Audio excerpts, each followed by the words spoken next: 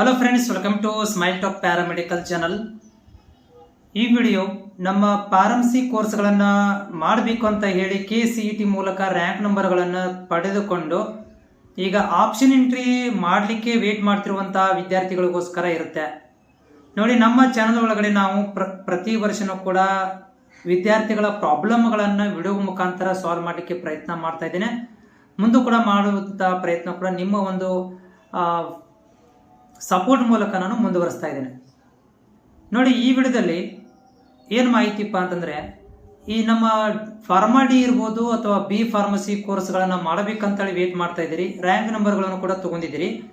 ಆದರೆ ನೀವು ಈ ವರ್ಷ ಹೊಸದಾಗಿ KE ಮುಖಾಂತರ ರಿಜಿಸ್ಟ್ರೇಷನ್ ಆಗಿರುವುದರಿಂದ ನಿಮ್ಮಲ್ಲಿ ತುಂಬಾ ಟೆನ್ಷನ್ ಇರುವುದೇನೆಂದರೆ, ನಮಗೆ ಯಾವಾಗ ಆಪ್ಷನ್ ಎಂಟ್ರಿಗಳನ್ನು ಕೊಡ್ತಾರೆ, ನಮಗೆ ಯಾವಾಗ ಕಾಲೇಜ್ ಸೆಲೆಕ್ಷನ್ ಮಾಡ್ಕೊಳ್ಳಿಕ್ಕೆ ಕೊಡ್ತಾರೆ, ನಮಗೆ ಯಾವಾಗ ಸೀಟ್ ಮ್ಯಾಟ್ರಿಕ್ಸ್ ಬರುತ್ತೆ ಅಂತೇಳಿ ಫುಲ್ ಟೆನ್ಷನ್ ಇದ್ದೀರಿ.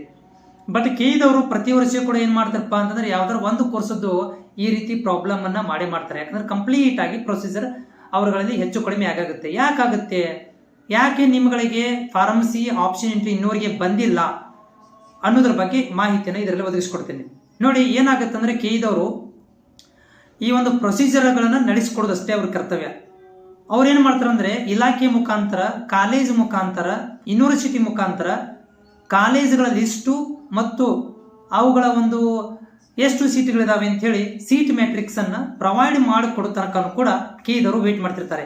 ಹೀಗಾಗಿ ಈ ವರ್ಷ ಕೂಡ ಏನಾಗಿದೆಯಪ್ಪ ಅಂದ್ರೆ, ಫಾರ್ಮಸಿಗೆ ಸಂಬಂಧಿಸಿದಂತ ಬಿ ಫಾರ್ಮಸಿ ಇರ್ಬೋದು ಮತ್ತು ಫಾರ್ಮಡಿ ಇರ್ಬೋದು, ಈ ವರ್ಷ ಒಂದಷ್ಟು ಕಾಲೇಜುಗಳು ಜಾಸ್ತಿ ಕಾಲೇಜುಗಳು ಆಗಿದಾವೆ. ಆಮೇಲೆ ಈಗ ವೆರಿಫಿಕೇಶನ್ ಕೂಡ ನಡೀತಾ ಇದೆ. ಹೀಗಾಗಿ ಸ್ವಲ್ಪ ಇಲಾಖೆಯಿಂದ ಬರುವಂತಹ ಸೀಟ್ ಮ್ಯಾಟ್ರಿಕ್ಸ್ ತಡ ಆಗಿದೆ ಅಷ್ಟೇ.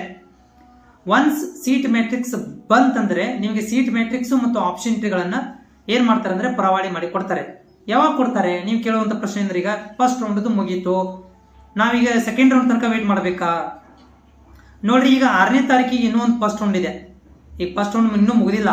6ನೇ ತಾರೀಕಿಗೆ ಮತ್ತೇನು ಮಾಡ್ತಾರಪ್ಪ ಅಂತಂದ್ರೆ, ಫಸ್ಟ್ ರೌಂಡ್ ಓಪನ್ ಮಾಡ್ತಾರೆ. ಯಾರಿಗೆ ಇನ್ನೂವರೆಗೆ ಕೂಡ ಆಪ್ಷನ್ ಎಂಟ್ರಿ ಮಾಡಿರೋದಿಲ್ಲ ಅಂತ ವಿದ್ಯಾರ್ಥಿಗಳಿಗೆ ಮೂಕ್ ರಿಸಲ್ಟ್ ಅಂತೇಳಿ ಒಂದು ರಿಸಲ್ಟ್ ಅನೌನ್ಸ್ಮೆಂಟ್ ಮಾಡ್ತಾರೆ. ಈ ರಿಸಲ್ಟ್ ಬಂದ ಮೇಲೆ 6ನೇ ತಾರೀಕಿಗೆ ಮತ್ತೆ ನಿಮಗೆ ಆಪ್ಷನ್ ಎಂಟ್ರಿಗಳನ್ನ ಮಾಡಲಿಕ್ಕೆ ಲಿಂಕ್ ಅನ್ನು ಓಪನ್ ಮಾಡ್ತಾರೆ. 6ನೇ ತಾರೀಕಿನ ಒಳಗಡೆ ಏನಾದರೂ pharmacy, B pharmacy, pharma D ಏನಾದರೂ ಸೀಟ್ ಮ್ಯಾಟ್ರಿಕ್ಸ್ ಬಂತಂದ್ರೆ, ಇನ್ನು 5 ದಿನಗಳ ಒಳಗಡೆ ಏನಾದರೂ ಬಂತಂದ್ರೆ ನಿಮಗೆ ಫಸ್ಟ್ ರೌಂಡ್ ಅಲ್ಲಿ ಪಾರ್ಟಿಸಿಪೇಟ್ ಮಾಡಲಿಕ್ಕೆ ಅನುಕೂಲ ಆಗುತ್ತೆ.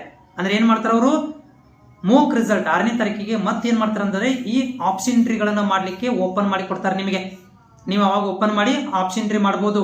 ಇನ್ನೂ ಫಸ್ಟ್ ರೌಂಡ್ ಕ್ಲೋಸ್ ಆಗಿಲ್ಲ, ನೆನಪಿರ್ಲಿ.